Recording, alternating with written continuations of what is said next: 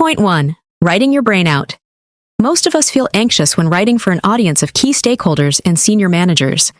We stare at our blank computer screens for a long time, and when we finally start to write, we zone out. We jot down a few words, erase them, scribble a few more, erase those too, and then decide to grab a cup of coffee. Speaking confidence doesn't always translate to writing, but it's okay, you're not alone. Perhaps you always put substantial time and effort into writing emails to your colleagues, but you never get the desired response. Most of your emails are never read, let alone answered. And every business proposal you compose fails to engage your clients, not to mention securing contracts. The reality is, it doesn't have to be this way. Nobody is born a great writer. Articulating and putting your thoughts into writing to make clear and persuasive arguments does not require magic or luck. It is not an ability that is genetically coded. Instead, it is a skill that can be learned over time with the right guide. This summary contains practical advice that will help you become a better writer. You will discover how to push past writer's block, how to write in such a way that will grab and keep your reader's attention, and how to trim excesses from your documents. So, let's get down to business, shall we? Key point 2. All perfection and no play makes Jack a dull boy. Losing momentum while composing a text is a common problem in business writing. In fact, writer's block is something that all authors struggle with occasionally.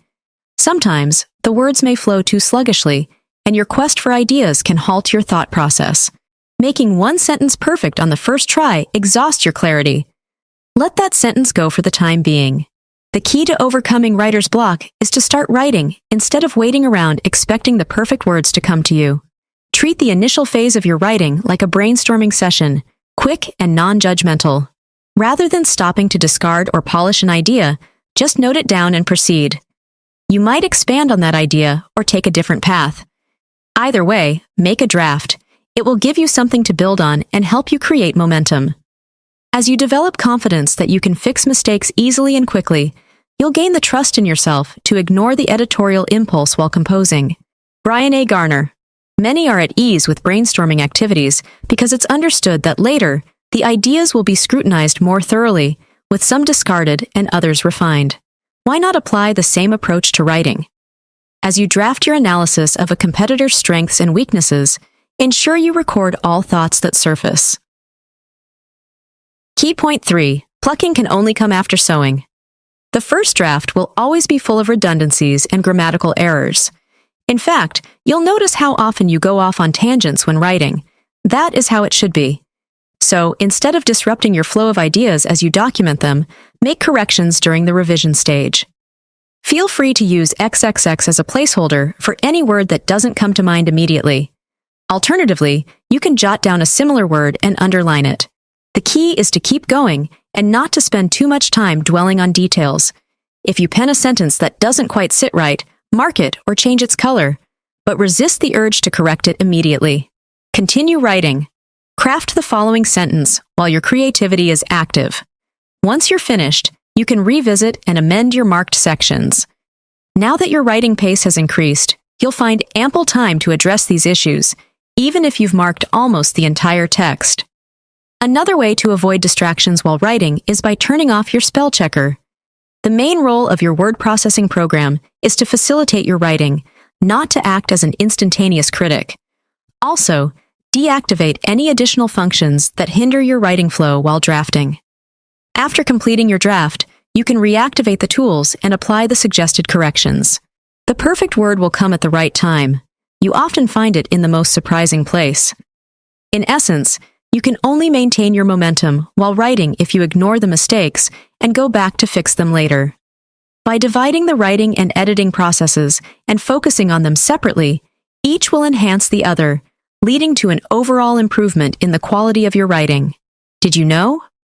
Reading a document aloud is an effective method for identifying language mistakes during editing. This approach makes you slow down and pay close attention to every word, helping you notice minor errors that could be easily missed during a silent read-through. Key point 4. Meat needs to win hearts. As a business writer, you need to be aware that your audience includes people who are content-driven, time-pressed, and in search of solutions. Having this understanding will go a long way in helping you create content that every business reader will find interesting and engaging. Always try to grab your reader's attention from the introduction. Based on your initial sentences, business readers will determine whether the rest of your message or report is worth their attention. Thus, initiate your writing by offering them a compelling and clear incentive to read on. Utilize your introduction to underscore the significance and practicality of the document in its entirety. Once you've crafted a succinct and captivating introduction, shift your focus to your argument and advocate for your proposed solution. Constructing an engaging argument consists of two main steps. First, before you begin forming sentences, organize your thoughts and data into small, manageable chunks. Second, working from the top down, use those chunks to construct a pyramid, akin to a flowchart. The information at the base should expand and bolster the points above. Organizing your argumentative elements in this manner will simplify the writing process, enabling you to deliver it in a compelling way. Moreover, to maintain your readers' engagement throughout the text, cease efforts to dazzle them with language. In business contexts, effective language isn't ornate, it's purely functional. It efficiently transmits information and ideas without drawing undue attention to itself. So, to keep the full attention of your readers through the text, avoid trying to impress with elaborate words. Begin by emphasizing key points at the start of your document, then logically structure and present the main content. Failing to do so may leave your audience lost in your reasoning. Remember, confusion doesn't lead to persuasion. Finally, remember you are not writing a murder mystery. Lead your arguments with your key points. Business readers want clarity, not suspense. Key point 5. Let the email find them well. In the business world, knowing how to write an email that grabs readers' attention is essential. To ensure your email doesn't just drown in the pool of unread messages in the recipient's inbox, you must keep it relevant, clear, concise, and easy to read. Otherwise, you might as well not be sending any emails at all because nobody wants to spend their precious time and mental energy wading through irrelevant words to get to your point. When it comes to writing an email that people actually read, the first step is to announce what it's about. The only thing you are sure the recipients will read is the subject line. Therefore, make it both specific and engaging, such as updated contract for review or notes from off-site brainstorming. Use the email subject to show the recipient that you genuinely care. Also, write short sentences and stay on topic as much as possible. If your email is too wordy and unnecessarily long, readers will struggle to digest it. Consider that an iPhone or Android smartphone shows roughly 60 words per screen. Hence, what seems brief on your computer might turn into a lengthy saga on a mobile device.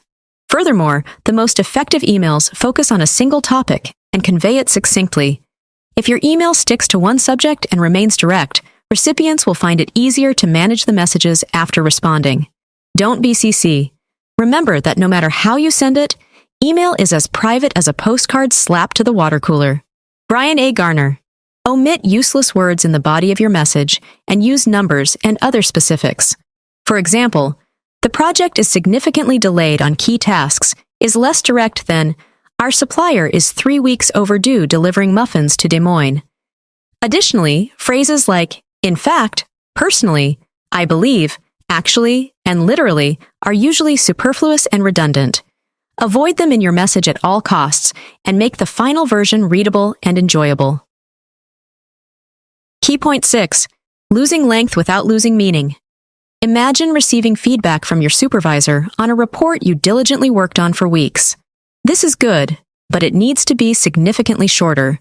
You'd likely feel frustrated, especially since your supervisor didn't specify what to eliminate or how to do it. To you, there is nothing extraneous in the report because you're sure you composed it in such a way that every section furthers the argument. This issue is common in various business contexts. For example, when you have to condense a 150-word product description, fit a presentation handout onto half a page, or reduce the executive summary of a detailed, complex report by half. So as a business writer, how exactly do you lose the length without losing the meaning? The first step to making your writing concise is to simplify the structure. If your document starts with an opening paragraph summarizing each main point, eliminate this paragraph and jump directly into your main content.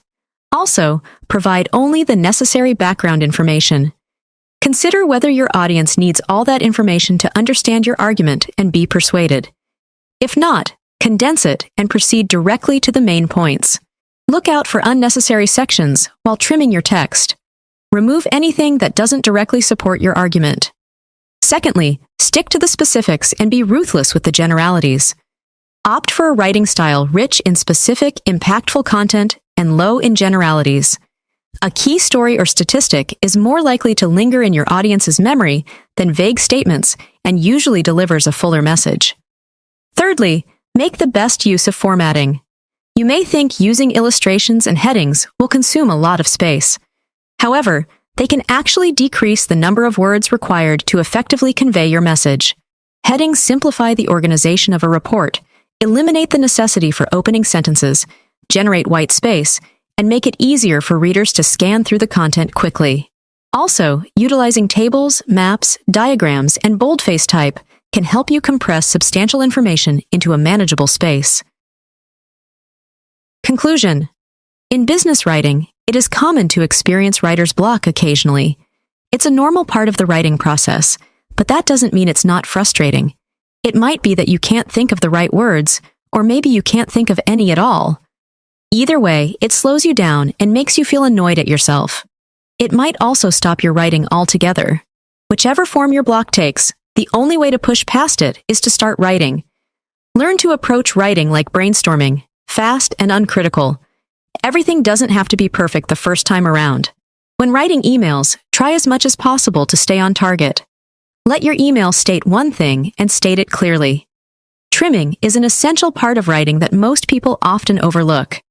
The excesses might not seem evident while you are writing, but they'll surely stand out by the time you read them critically during your edit. It's not just that altering cannot to can't and will not to won't save space, but using contractions can also help you steer clear of a formal, bureaucratic tone. Lastly, remember to stay genuine. You write for people, so make sure they feel appreciated and respected.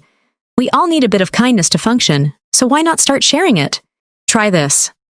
Capture your reader's interest by using the introduction to highlight the importance and usefulness of the entire document. Emphasize the main points at the beginning of your document, and then arrange and present the main content logically. Start with main points when presenting your arguments.